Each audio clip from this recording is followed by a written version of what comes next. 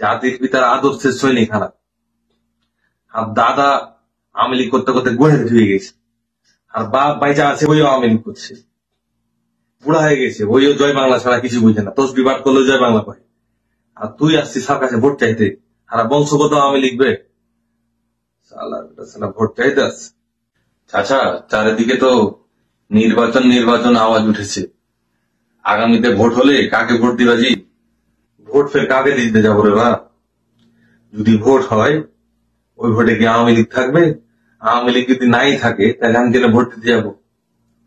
আর তুই আর তোর কি ছেলে পিলে যেগুলা আছে, তুমি কে আমি কে রাজাকার রাজার ছিলাম না, এরা এখন ভোট করবি কহছিস? দেশটাকে তো তোরা খেয়ে নিলি, আপাকে হাঁকে দিলি, আওয়ামী লীগকে হাঁকে দিলি, আর এখন আসছিস ভোটের কথা বুঝ করতে।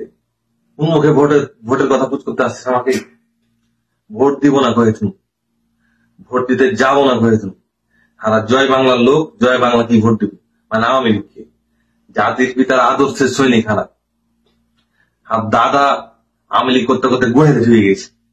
আর বাপ বাইচা আছে ওইও আওয়ামী লীগ করছে, বুড়া হয়ে গেছে, ওইও জয় বাংলা ছাড়া কিছু বুঝে না, তসবি পাঠ করলে জয় বাংলা পায়।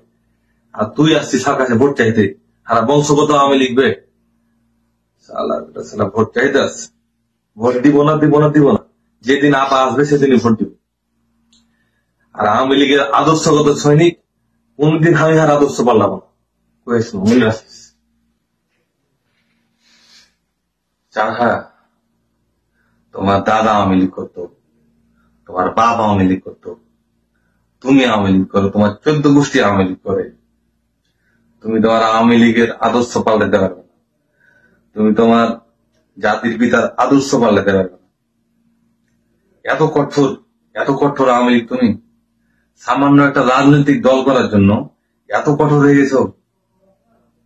তোমার চোখের সামনে আগের কথা বাদই দিন, চোখের সামনে গত বছর জুলাই ছেলেপিলা কোটার লাগে আন্দোলনে নামলো। এই ছেলেপিলা লাগে ইন্টারনেট বন্ধ করে দিয়ে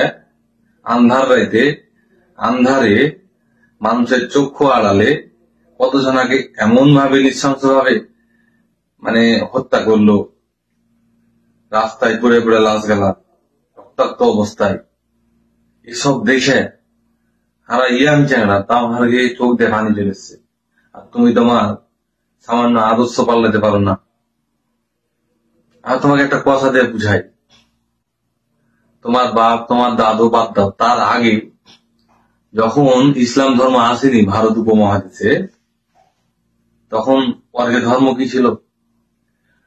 তখনকার যুগে ইসলামের দাওয়াত পেয়ে তারা তাদের আদর্শিক ধর্ম পাল্টে মুসলিম ধর্ম গ্রহণ করছিল। আমরা কই আগের মানুষ খ্যাত কম বুঝতো, ওরা আধুনিকতা ছোঁয়া পায়নি।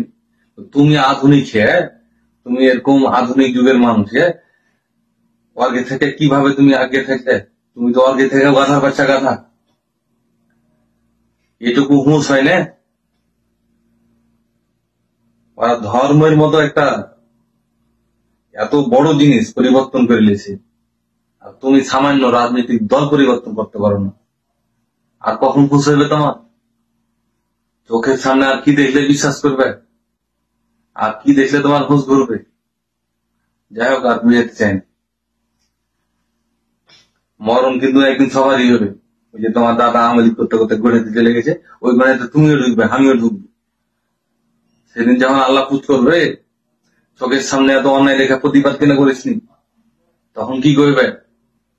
রাস্তায় নেমে প্রতিবাদ করবে না, ঠিক আছে, নিজের আদর্শ পাল্টে একজন অপরাধী হওয়ার মতন সাহসটা তো অর্জন করবে।